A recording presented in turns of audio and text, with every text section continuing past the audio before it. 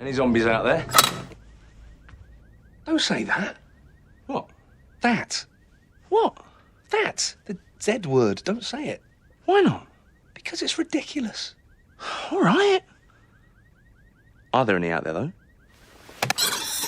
Can't see any. Maybe it's not as bad as all that.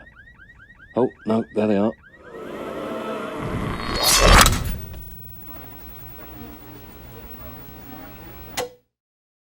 The rotten corpse we know, love and fear to this day, better known as zombies, has become quite a popular trope within most forms of media.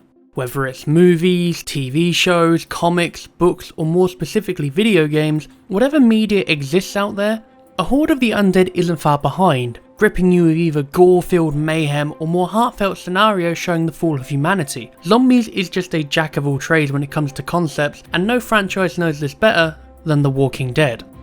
Originally being pitched as a follow-up to Night of the Living Dead, creators Robert Kirkman and Tony Moore were told to reapproach the idea with a fresh set of characters, to keep the comic as their own creation, and in October of 2003, the first issue of The Walking Dead was published and put on shelves. Ranging over 193 issues and finally finishing last year in 2019, it's safe to say that The Walking Dead was pretty damn popular. Popular enough in fact that Robert Kirkman decided to open up his own company called Skybound. And more importantly, around this time, Kirkman managed to strike up a deal with a TV company called AMC, starting off a TV show adaptation of the original comics, which later ended up steering into his own direction with his own plot points and even 2 spin-offs. Or you can consider it 3 now, considering they're making another one after the show finishes. But what's interesting here is that somewhere within the contract between AMC and Skybound, it gave AMC the creative freedom to approach developers to create video games around the TV show. Now, AMC mainly went down the route of creating mobile apps that look generic as hell, but on one occasion, AMC really wanted to make a full-on AAA title with the IP. And funnily enough, after the initial success of Telltale's The Walking Dead, so did Skybound. So both went to work and approached different developers, with AMC going toward Terminal Reality and Activision to make Survival Instinct, while Skybound ended up going with Overkills Software, or should I say Starbreeze Studios, to make Overkills The Walking Dead. Both titles were in the FPS genre, and both games set up with the same goal of bringing out the same level of fear, excitement and depth that was captured within both the comics and TV series. And then they came out, and they flopped. Really bad. Survival Instinct was considered one of the worst games to come out in 2013, and yet somehow got into the charts briefly in the launch window in the UK, but over time the game was just pulled from digital markets altogether, and Terminal Reality, the developers behind Survival Instinct, shut down because they went bust. And with Overkills The Walking Dead, it's a similar story. While the game isn't anywhere near as bad, it still wasn't great either. The development was a nightmare, the reviews were mixed, and overall the game sold pretty poorly. And only a few months after the launch of the game, Skybound decided to terminate their contract with Starbreeze, preventing the developers from releasing any new content for the game, and the game was eventually pulled from Steam. Following this event though, Starbreeze just went through the worst case of bad luck. They almost went under, having to file for reconstruction, they got raided for insider trading, and ended up having to let a lot of people go, just to give the board pay rises. Now, I've already gone through the disaster behind Overkills The Walking Dead, but if you want to know more about that story, then I'll leave a link to my previous video covering this mess down in the description. The only thing worth noting is since then, Starbreeze somehow managed to pull through, getting into the clear thanks to reviving a previous project they'd originally deemed finished called Payday 2. Not only that, they continued to work on Overkills The Walking Dead to a point where Season 2 was actually finished, but they couldn't release it. This was mainly due to the contract being terminated, so Starbreeze has no power whatsoever to update the game. They have tried to renegotiate with Skybound, but since the game is still unlisted and there's no info about Season 2, you can imagine how that went. Even though the game was a bit of a failure, it still had gained a small fan base, myself included. And even some of the community made a petition to try and get Skybound to let Starbreeze release the rest of Season 2, and one fan went as far as writing to Robert Kirkman directly asking about the current situation of Season 2. And they actually got a response. Which wasn't much, and it was basically just Robert Kirkman saying tough shit. Good to hear you enjoyed the game, but it's been officially cancelled. Sorry! There will be more opportunities to crush walkers with baseball bats in the coming year, so look out for those announcements. While that's probably not the nicest way to respond to a fan, it does bring me onto the topic of today's video. Even with their latest attempt at a first-person shooter Dead in the Water, it seems that Skybound already had plans with another developer called Skydance Interactive to create a VR title called The Walking Dead Saints and Sinners. And following the streak of bad luck from previous titles surrounding this franchise, Saints and Sinners is actually really good. It's probably one of the best things to come out of the franchise in years. Yet at the same time, There's something about the game that really bothered me when I was playing it. Now, don't get me wrong, Saints and Sinners is a fantastic game. On the gameplay side of things, it's brilliant. It's a light survival game with a very simplistic crafting system, strangely enjoyable scavenging system, and a satisfying as fuck melee system. Hell, I'd even call it an ideal zombie title, especially when it's in the genre of VR. And that alone is enough of a reason to pick up this game. But while the gameplay itself is top notch and really enjoyable, the story fucking sucks. I think it's obvious, but I'll just say it now anyway, this video is going to contain spoilers of the entire game. If you have a VR headset and you're interested in Saints and Sinners, I'd recommend playing the game first and then coming back here.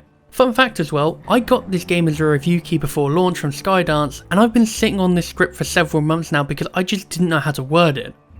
Until now, obviously. So why did I think the story sucks? Well, it comes down to one key bit of advertising from the game which is still on the Steam store page. 3 simple words, but put together they have a very strong impression behind them.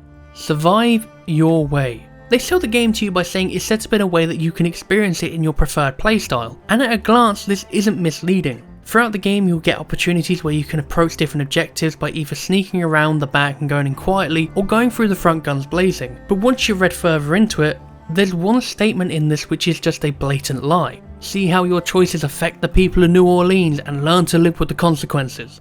Okay, so what does that mean? Because to me, it sounds like throughout the game you'll encounter various scenarios that give the player the opportunity to sway and change the outcome of the game, either at key plot points or the ending of the game. And you want to know how many times this actually happens in the game? Once. And it's right at the end. The rest of the story is pretty much linear. Saints and Sinners is a standalone story set in the heavily flooded apocalypse-ridden city of New Orleans. The game starts off by explaining that you're simply known as the Traveller. You know nothing about what you did previously, but your reputation has had you called to New Orleans to help someone called Henri to find something called the Reserve.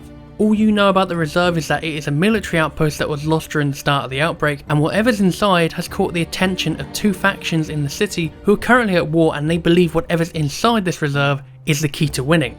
As you're making your way to New Orleans, one of the 2 factions hear you're coming, and they'll make it very clear that you're not welcome by beating Henri to death and then hanging him from a tree. But before he dies, he warns you that you can trust no one and that someone out there requires your help. With his dying breath, he leads the camp to you, and from here it's up to you to make your own way in New Orleans, finding the best way to reach the reserve. And as a starting point for the game, this is pretty solid. I think the way it's delivered to you is what makes it work so well. You have a mix between swapping between 2 locations, one being the campfire where they're explaining the basis of the plot to you, and then it fades back to you making your way to New Orleans on the boat, where a couple of instances show you how far gone people in this world are. After this, you'll be introduced to 2 main characters you'll be helping throughout the story, being Casey, a stranger you find via the radio who you later figure out is stuck inside the reserve, and then a woman called May who Henri was helping before he died. Both are key to accessing the reserve, as Casey knows where to find it but won't help unless you fix the pumps to filter out the water so you can escape, and May has the key to the final pump which you need to fix, but she won't help you unless you gather intel for her. Being this is a semi-open world game, you can choose to either get on with the objectives set by Casey and May to finish the story, or you can just say fuck it and do your own thing, forgetting the original reason you came to New Orleans in the first place and focus on upgrading your camp. There's no real way to avoid doing these missions, as there's no real side objectives within the game. Yes, at certain points in the game you will get a few options to approach a situation differently, but the outcome is always the same, and doesn't really affect anything in the long run either, as all you're doing throughout the game is finding pieces to fix the pumps for Casey, or gathering intel for May. In fact, the entire story can be split into 3 parts: the introduction, the hunt for the pumps, and then the finale. You're never really challenged to do anything else throughout the game, and any real side quests you encounter are just linked to the main story anyway, just so that you can get another pump. Like, there's a pump located within a warehouse, and a random survivor has a key for a safer way into the warehouse, so you can either help him to get the key or fight your way through the infected. The outcome's the same, you just approach it differently. As for the real decisions in the game, well, it only really happens once, and that's when you meet the leaders of the 2 communities, and that's right at the end of the game. Oh yeah, the factions! At the start of the game when you're on the boat, you go through a segment of being shown these 2 different factions who are hunting for the reserve. The first faction is called the Tower, and these are a group of people who are attempting to rebuild law and order within New Orleans, and the second group, called the Reclaimed, are sort of an outcast from the Tower, and they believe that the world needs to be free from order to survive in this new world. As cliche as both of these groups are, I think they had potential. I think if they expanded on them more throughout the game, then the story would have been a hell of a lot better. You do encounter them at points, but the actual factions themselves are never really explored.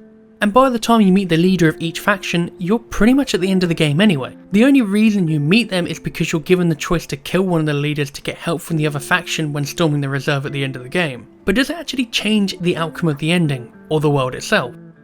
No. Because the game's only real choice that changes anything is the dilemma you get right at the end of the game. Once you've made your way to the church and gain access to the reserve, you will find a final pump that will let you empty the room Casey is stuck in. But there's a catch. You can't just drain the reserve fully, instead you can either transfer the water and flood the room with all the supplies inside, or leave the water in the room where Casey is stuck and he'll end up drowning. Or you can follow the guidance of the reclaimed and flood both. This is the only time in the game where your choice actually has any weight to it. You either have the choice of living with guilt of killing a stranger you've worked with the entire game, or losing really good equipment. Or you lose everything. But besides that, the ending plays out the same anyway. Regardless of Casey being there, you still have the choice of killing May before she rings the bell, and you leave the church on the same boat placed outside anyway. And the game will just end. You go back to the camp, a week passes, and the days continue. All that work, and nothing to show for it. Like I said near the start, Saints and Sinners is a fun game. I can't stress that enough. Throughout the entirety of the game I was having the time of my life. Getting to experience a semi-open world version of The Walking Dead was a great alternative to other zombie titles I play, and I never got bored of impaling walkers' heads with melee weapons. But this game could have been so much more if the story was a bit more involved. I've said before that when it comes to VR, the atmosphere is the most important part to the game, and this game definitely nails it. Being isolated and hearing noises while searching for supplies is downright creepy, and I loved exploring places like the abandoned school. But the core selling point of the game is it was to make your own story, but it doesn't really feel like it. If Skydance were to make a DLC similar to Arizona Sunshine where you take the role of another survivor, I guarantee you I'd be all for it, as long as they put a bit more dedication into the story. Since the game has launched, they have recently updated it with a new survival mode I believe, but I haven't really had a chance to look at it yet. And I'm pretty sure I will someday. Saints and Sinners is probably one of the best zombie survival games I've ever played, and it's probably one of my favourite zombie games altogether. But it could have been so much more. I think the fact that I'm still thinking about it several months later, and even come back to it to finish this video, backs my point. The best way I could put it is, great game, underwhelming story.